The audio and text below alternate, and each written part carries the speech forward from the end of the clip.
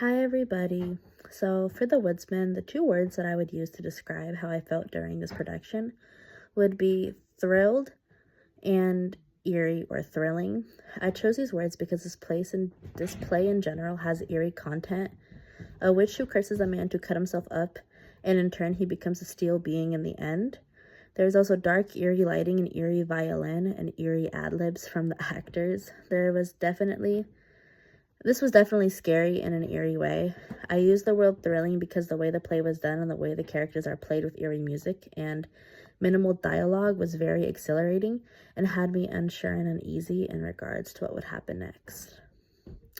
One memorable moment that stood out to me was 27 minutes into the play, the moment that the monster-like costume, mask, or puppet was brought out, followed by a death-like, insane scream.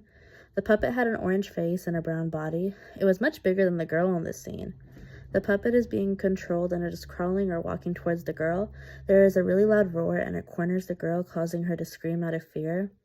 I was definitely feeling uneasy and scared. This added to the thrilling and eerie feeling that I mentioned this play brought me and kept me wondering what was going to happen next. I thought that the details were well done and the costumes were very intricate and crafted well.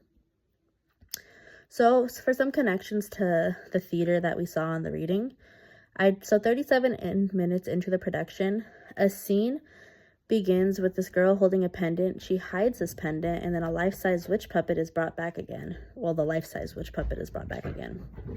She brings her what looks like a basket of herbs, and then the witch sniffs the herbs. She places a hand on the girl, and she looks uptight and distressed. At least the girl does. She's definitely hiding the pendant is what it looks like. She sniffs the girl and aggressively turns to her and aggressively yells at her, causing her to run and back away. She shows the witch the pendant and the witch goes to grab it and she snatches it away. The witch then gets angry and uses witchcraft on her, causing her to choke and fall to the ground. She slaps her and uses magic to make her breathing difficult. There is a final turn where the girl uses what seems to be all her strength to scream and rebuke the witch's attacks, causing the witch to fall.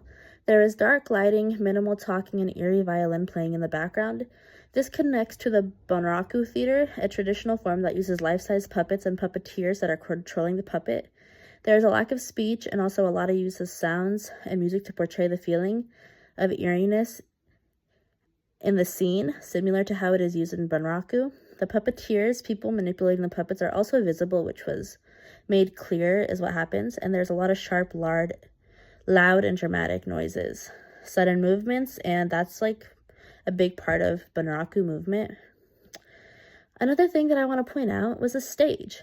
There was a really big scene talking about how the stages were made out of wood, and that's for that reason, like due to the crazy stunts that they pulled back in those days. They had a lot of situations where the stages would burn down.